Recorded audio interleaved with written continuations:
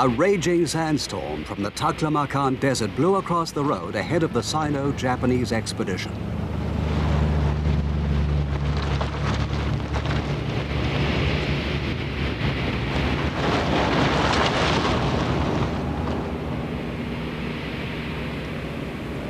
After we had left Lo Lan, we set out in a southwesterly direction along the southern route to the Western lands. This is one of the oldest parts of the Silk Road, and it was once very prosperous.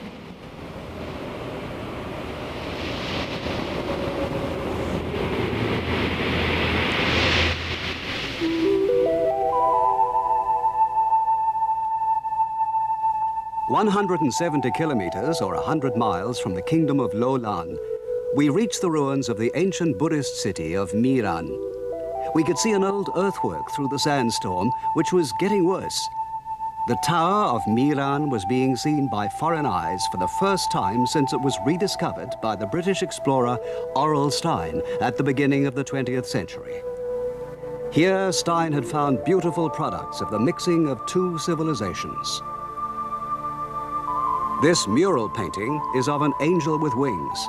It's a bit like a Western seraph, but the hair, with only one lock on the left-hand side, shows an Eastern influence.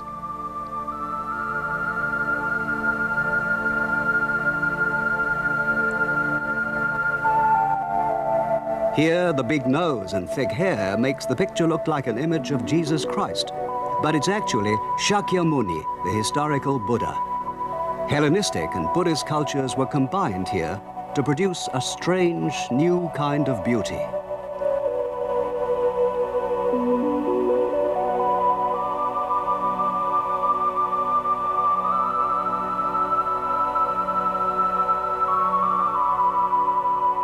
This castle was built of big sun-dried bricks in a square, about 70 meters or 200 feet to the side. It was a fort built by the Tibetan people who came here from the south in the 8th century. The Tibetans disappeared during the 11th century, and since that time, Miran has been buried under the desert sand.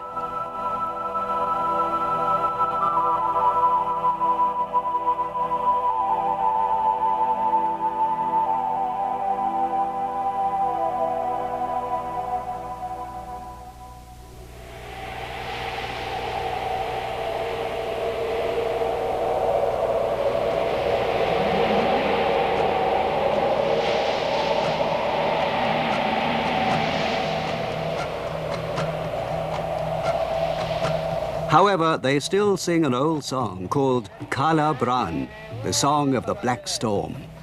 It tells how the sandstorms buried the city that was once their home.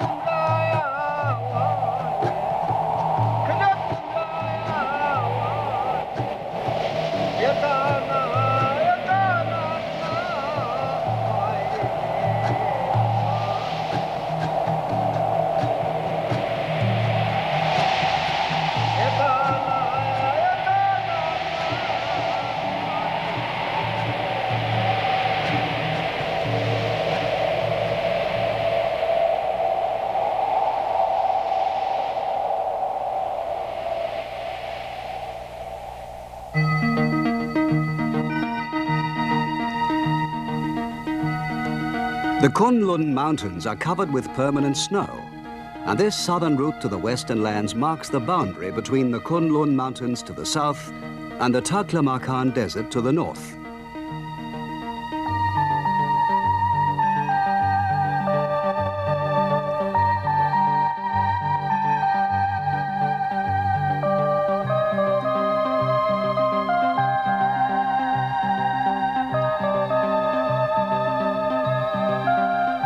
In the last part of the 19th century and at the beginning of the 20th, many expeditions from all parts of the world came here.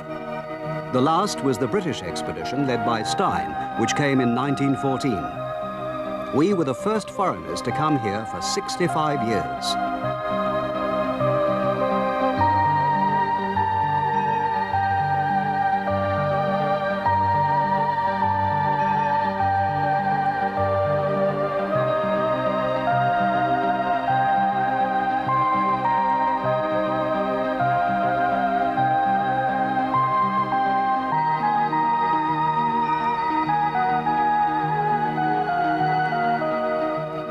400 kilometers or 240 miles west of Miran is the Jiuetian River, which has its source in the melting snows of the Kunlun Mountains.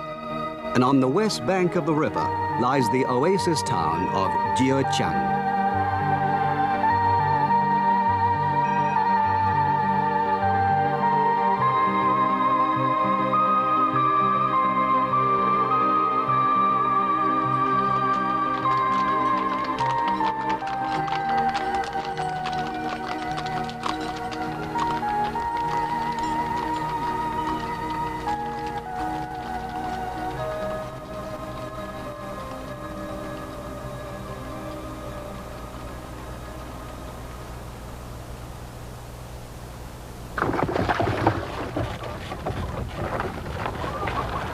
One of the few oasis towns to be found along this southern route, Jiuetian is quite big. It has a population of 35,000, of which 85% are Uyghurs. This was the first time for us to see Uyghurs. They have big noses and well-marked features, and they're obviously different from any of the other people we'd met so far on the Silk Road. To the Japanese, they seem quite Western-looking.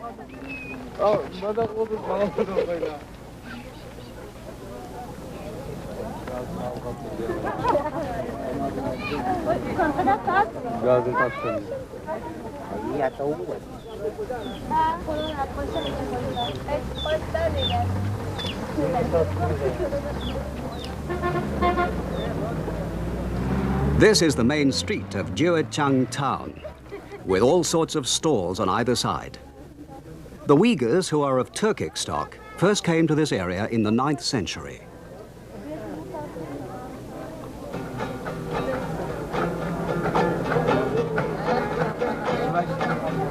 Today, they've settled around the Taklamakan desert, and they're the principal inhabitants of the Xinjiang Uyghur Autonomous Region.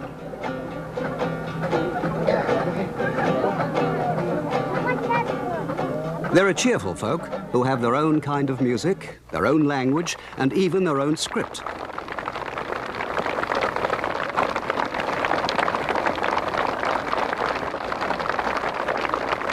The expedition was warmly welcomed by the children of the Jiuetian First Elementary School.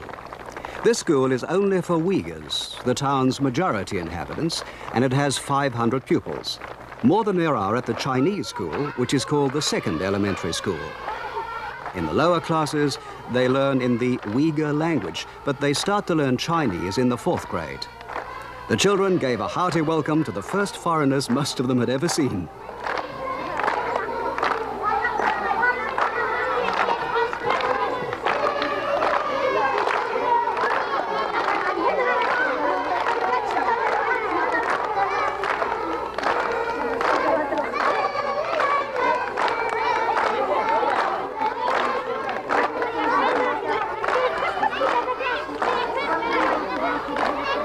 Uyghur people are very fond of singing and dancing.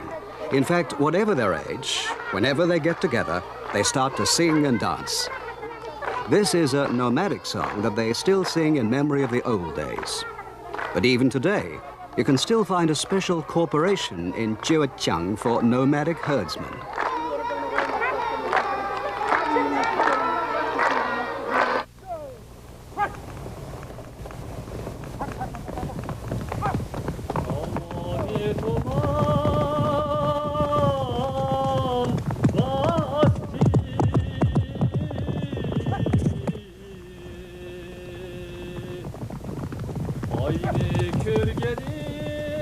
The oasis is fed by the Jiuetian River, After the revolution, new irrigation canals were built, increasing the amount of arable land.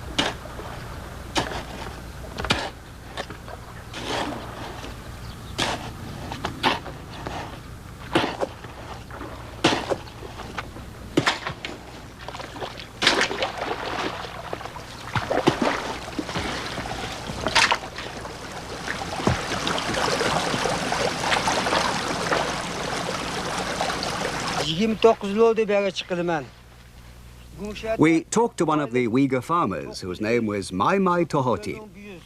Yes, this is a good place to live. There's plenty of water and farmland, and the harvests are good. You can grow almost anything here: wheat, corn, oats, grapes, peaches, oranges, watermelons, pears.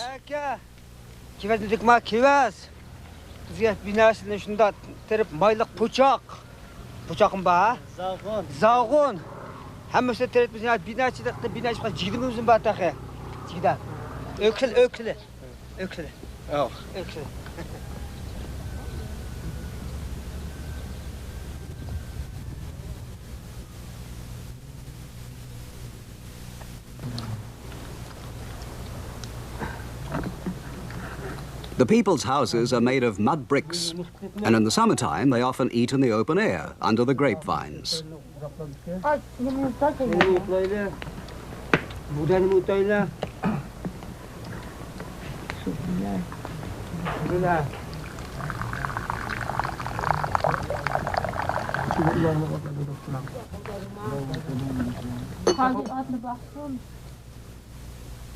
There are 11 people in the family, including the eldest son and his children.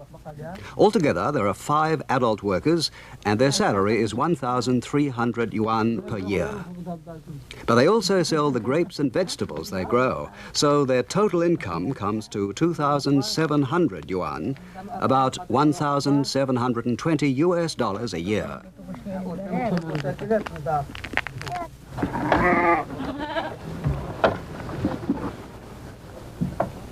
But they have their own goats for meat, and they grow most of their other food, so they're comparatively rich.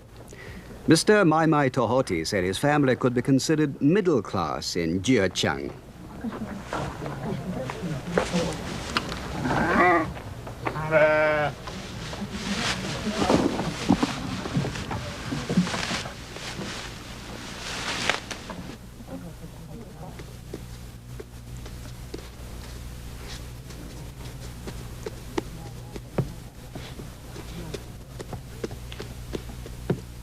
The staple food of the Uyghurs is a kind of bread called nang. It's made of wheat flour kneaded out flat and round and baked in a simple oven.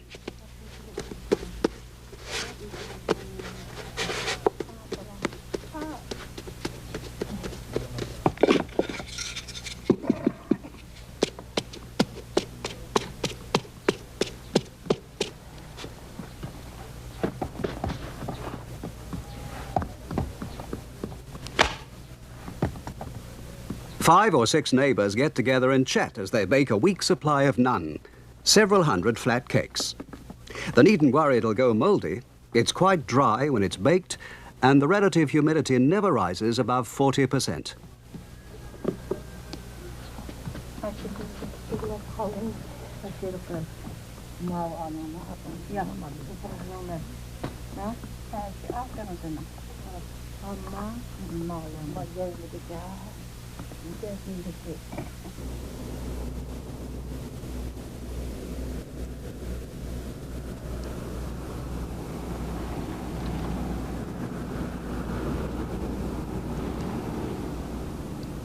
360 kilometers, or 200 miles west of Jiuqiang, is the town of Mingfeng. Using this town as a base, the expedition set out to find the ruins of Niya.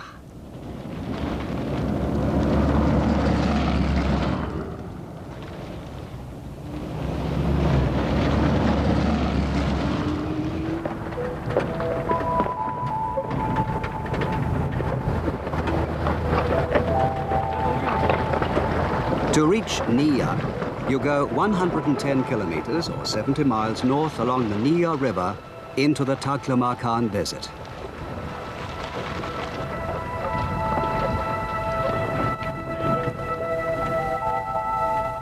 In the Uyghur language, Taklamakan means the place from which nothing living returns.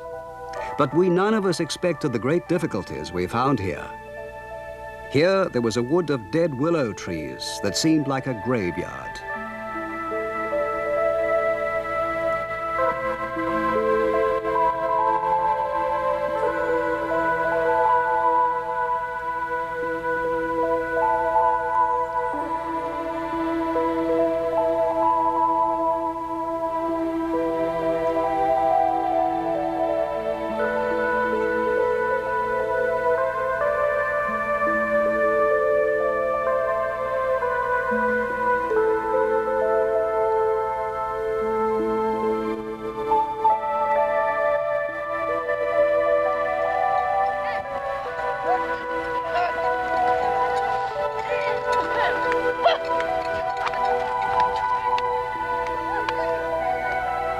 In the dead forest, we found a herd of camels. Now we're in the desert, the roads became much rougher, and we could no longer use the low-slung jeeps.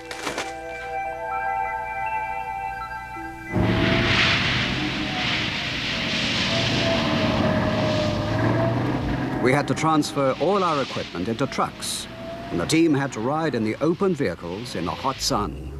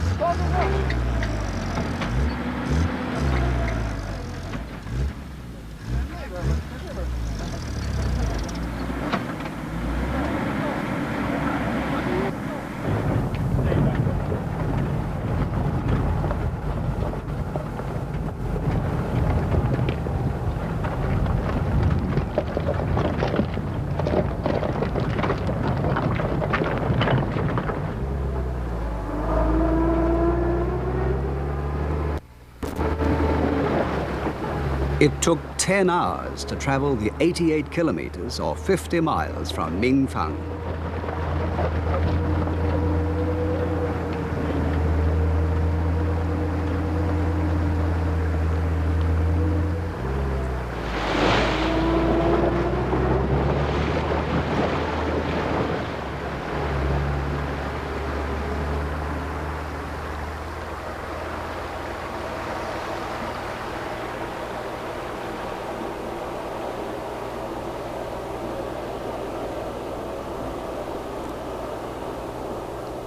We divided the journey into 2 stages. The first by truck along the Niya River as far as Damazar, the second by camel for the remaining 30 kilometers, or 18 miles, to Niya, 1 day's journey.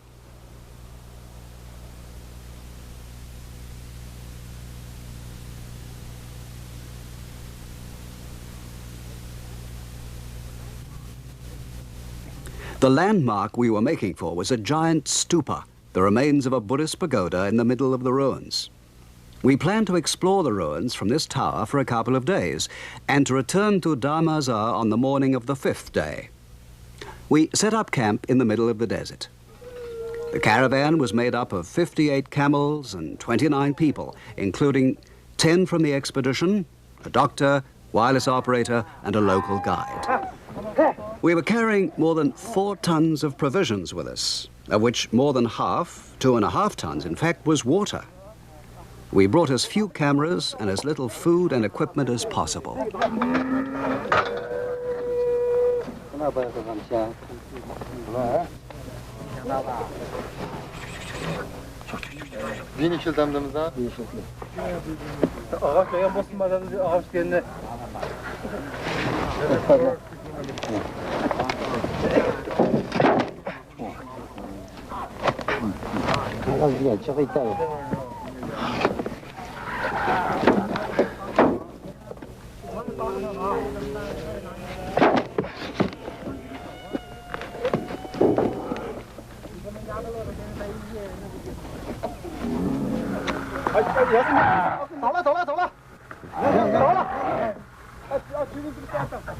One camel should be able to carry more than 150 kilograms or 300 pounds. But there are always a few that refuse to budge with such a heavy load. And since we'd been forced to take them from 4 different villages, several were already skittish and nervous. Our original plan was to set out on the 2nd day at 9 in the evening, but we were not yet ready by noon next day.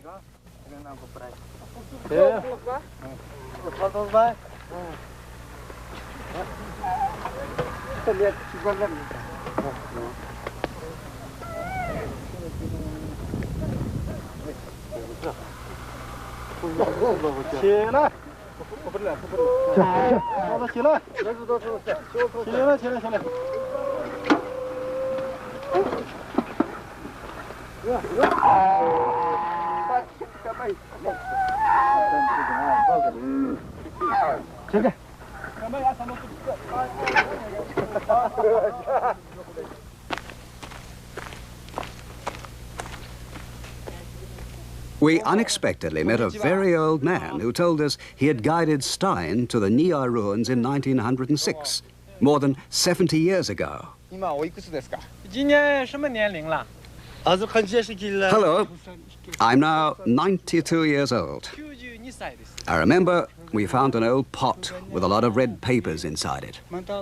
It must have been written documents. I know it was very cold at the time we found them. I didn't like it too much.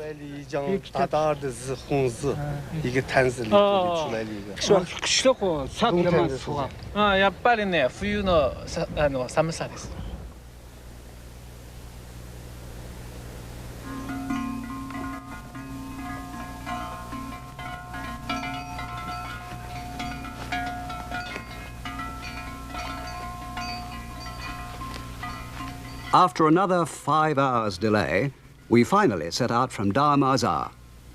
Here, the Nia River now disappears into the sand, although in the past it used to flow all the way to the ruins. They're actually quite close, if only you could travel directly towards them. But an old riverbed lies that way, a deep sandy valley with dead trees across it.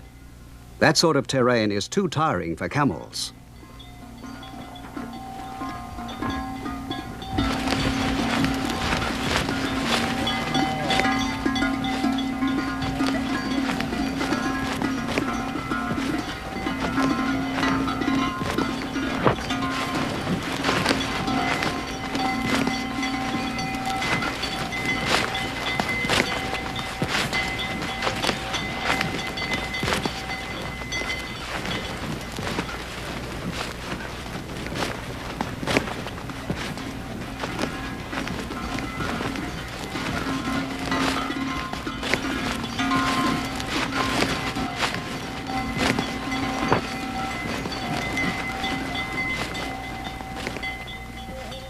So, avoiding the valley route, we went westwards into the desert and then turned north when we reached a comparatively flat place. It was very hot. The air temperature was more than 33 degrees Celsius or 90 degrees Fahrenheit.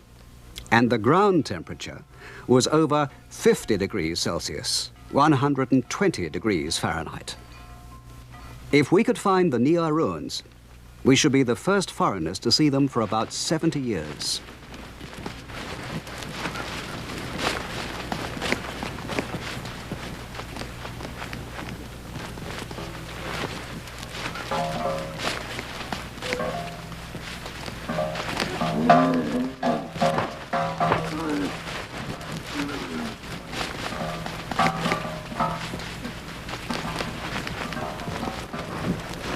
If you travel a long way by camel, the leader keeps their speed to about 3 kilometers or 2 miles an hour. On the day we started out late, we only had about 5 kilometers or 3 miles to go to the ruins when the sun set.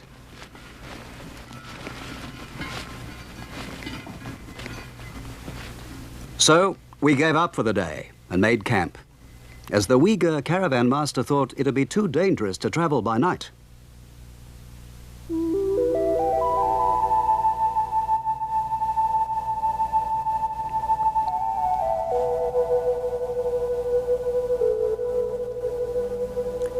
The next morning, we started out at 9 o'clock because we thought it'd be only an hour or so before we got to the ruins. It was very hot, and even at that early hour of the morning, it was already almost 30 degrees Celsius, 90 degrees Fahrenheit.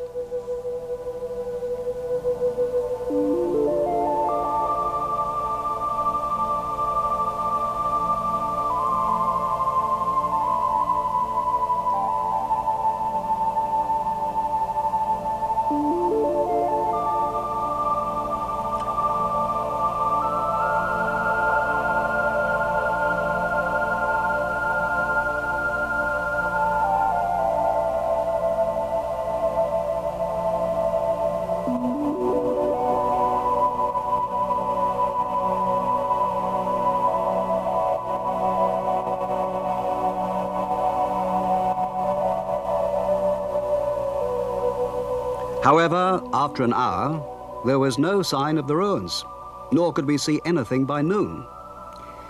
We kept on after a quick lunch without the usual rest every 2 hours. Our canteens, which we were sharing out by the cupful, were quickly running dry. Still, we could see nothing but the empty desert. Now we'd been traveling for 9 hours, and there was still nothing but empty desert. The temperature was more than 40 degrees Celsius, 100 degrees Fahrenheit. And we no longer had any idea where we were. We were lost and very tired.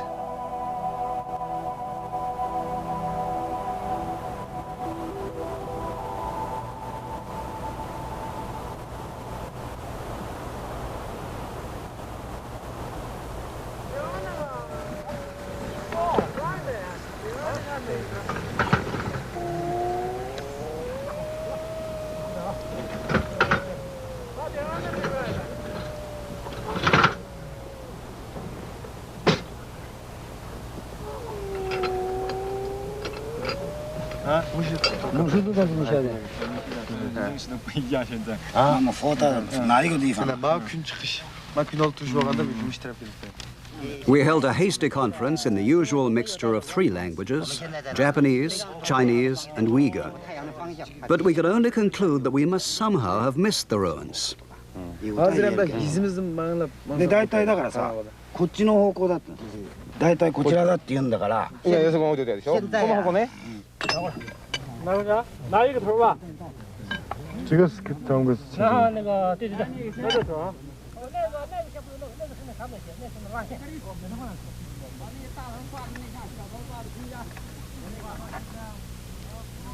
Night fell before we could establish our position.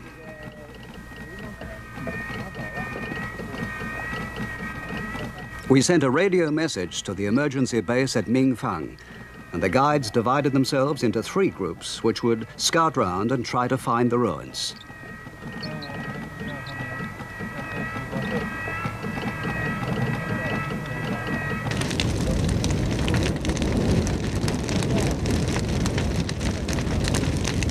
That night, we kept a fire burning to mark our position. so that the patrols could find us again. It was rather a frightening time.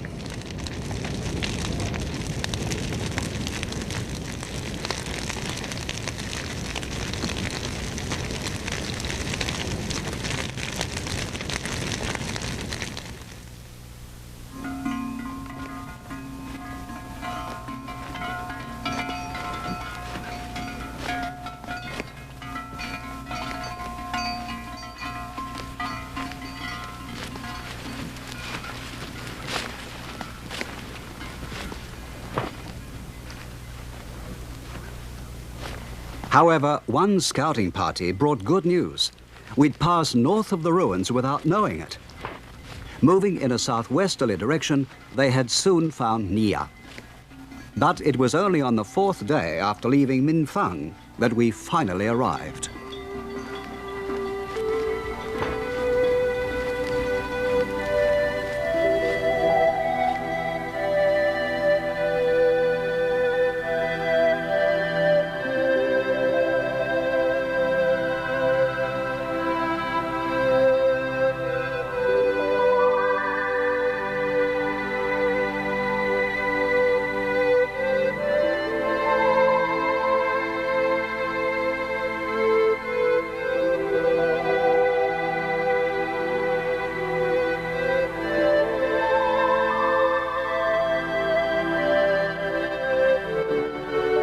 The stupa, or Buddhist tower, was 6 meters high or 18 feet, built of sun-dried bricks, and showed evidence of having been plundered by robbers.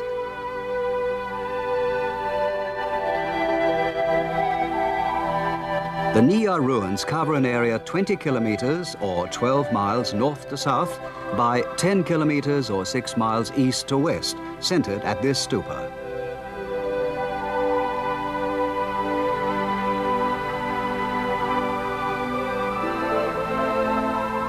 We had already wasted a whole day, so the cameramen concentrated on 4 groups of ruins nearest the stupa.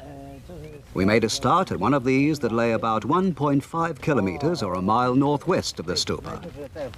There were large wooden frames that looked like the remains of enormous rooms.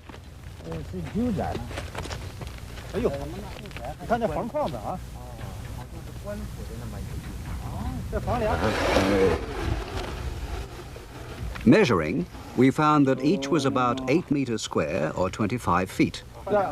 When we compared what we were looking at with Stein's diagrams, we realized we were in the group of ruins he had called N1.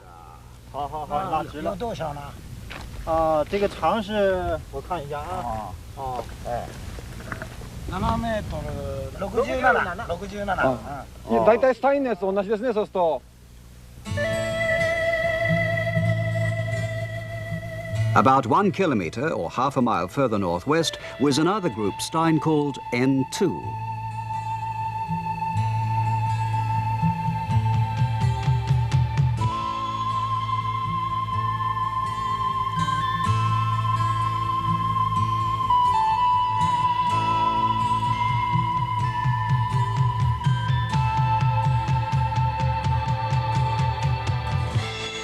One big building had perhaps been some sort of city hall, and it had a smaller house next to it with an enclosure for goats. People of many different occupations, officials, farmers and others, had all lived together here. We had the uneasy feeling that, even after more than a dozen centuries, the real owners might suddenly appear again.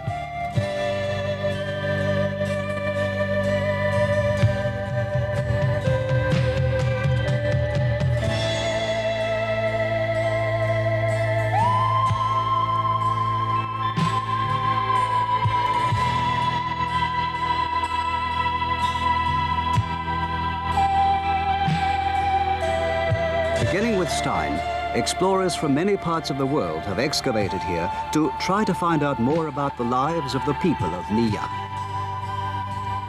This beautiful chair is carved with designs typical of the Western land style.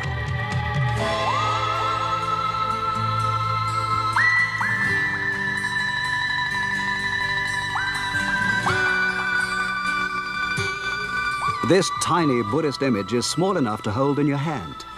you can find traces of Buddhism everywhere.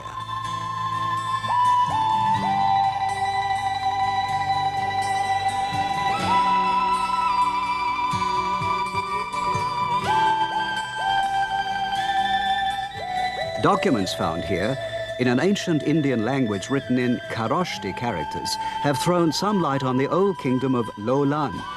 The king, who was really a sort of emperor, was the ultimate ruler whose representatives could be found at many of the oases of the kingdom.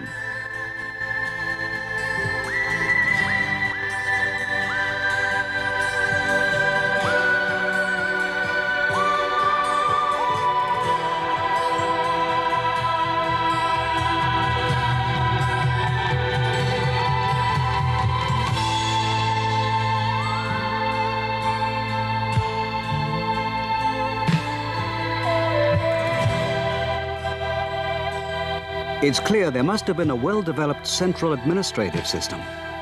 About 3 kilometers or 2 miles south of the stupa, there was a great house which belonged to the local chief, who was appointed by the king of Lo Lan and who was called Choboji.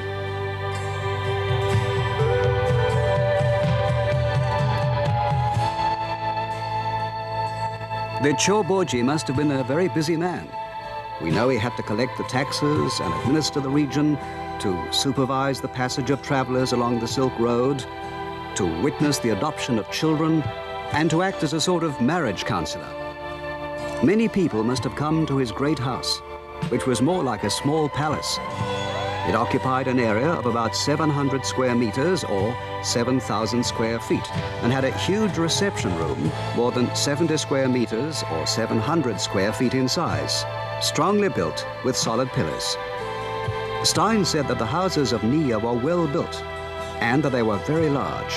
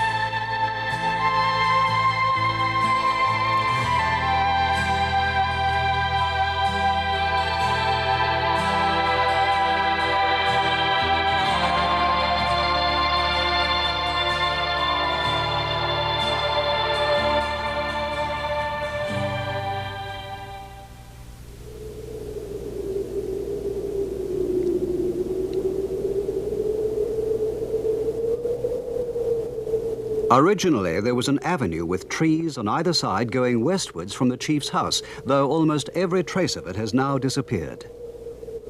Near the stupa, we found bones, whitened by years of exposure. Beneath these vast ruins, many secrets must still lie buried.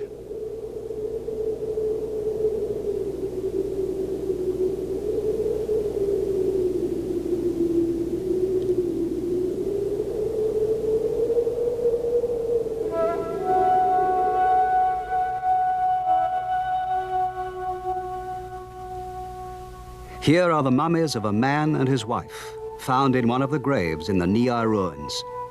Apparently, the woman committed suicide when her husband died, a ritual the Indians call sati.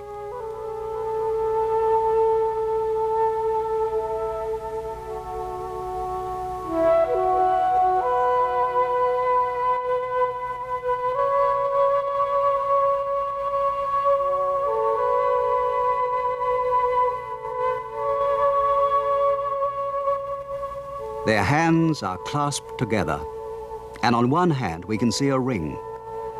We can almost read a story of a great love, like that of the woman in Lo Lan with the heron feathers in her hair. Around the body of the man was wrapped a silk robe that bore 4 Chinese characters, a prayer for eternal bliss.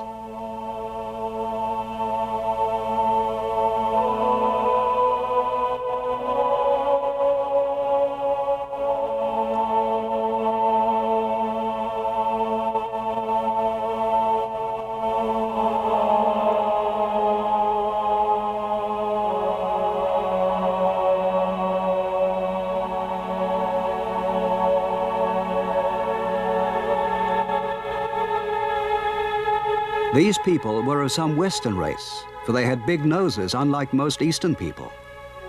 But in their lives, they only knew Chinese culture. Their pillow is in the shape of a pheasant, a common good luck symbol among the Chinese.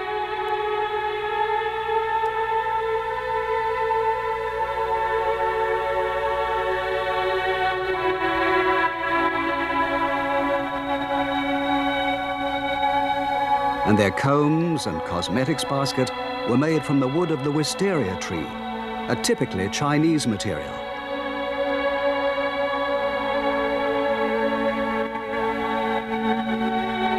But many of the objects found here were more typical of the Western lands, the Silk Road culture that was a mixture of East and West.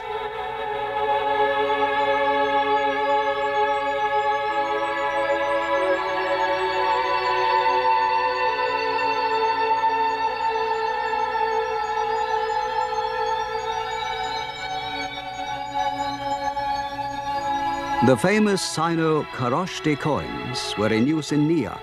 They had Chinese characters on one side and Kharoshthi writing on the other. Then suddenly, in the middle of the 4th century AD, Nia disappears from view. Nothing is known about its collapse. Perhaps as the Nia River gradually dried up and the desert advanced, the people had to trek south to find the necessities of life. Drought must have forced them to leave the country they'd inhabited for so long and to move away in search of water.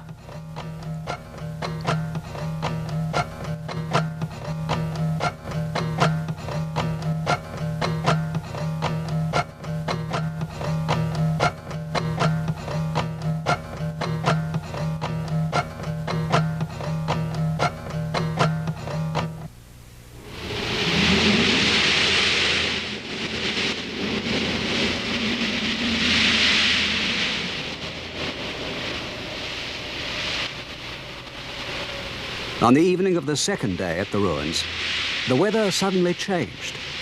It started with a few tiny whirlwinds, and then the wind rose and made the sand dance.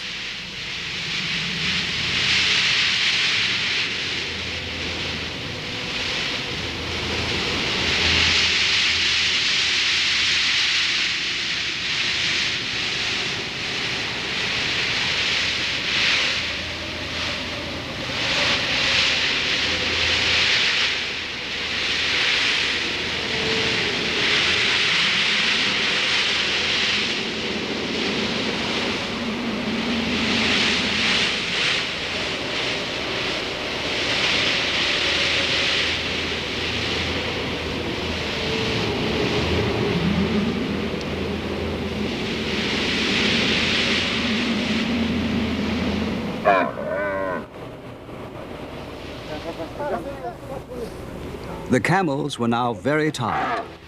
They had endured many days with an air temperature of over 40 degrees Celsius, 100 degrees Fahrenheit, and a ground temperature of almost 50 degrees Celsius, 120 degrees Fahrenheit. They'd reached the limit of their endurance and began noisily to call for water.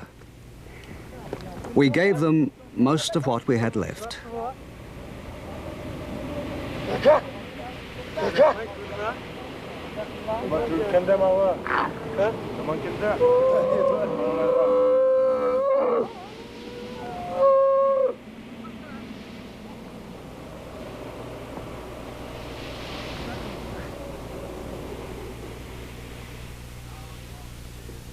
Now the long stay in the desert had exhausted us too.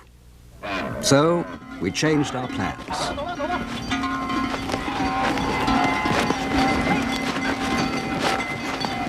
The caravan master decided it was a time to ignore the danger of night travel. We'd leave Nia at midnight. He warned us, but don't fall asleep. Anyone who falls off his camel will be left behind. The Nia ruins disappeared rapidly into the darkness of the moonless desert night.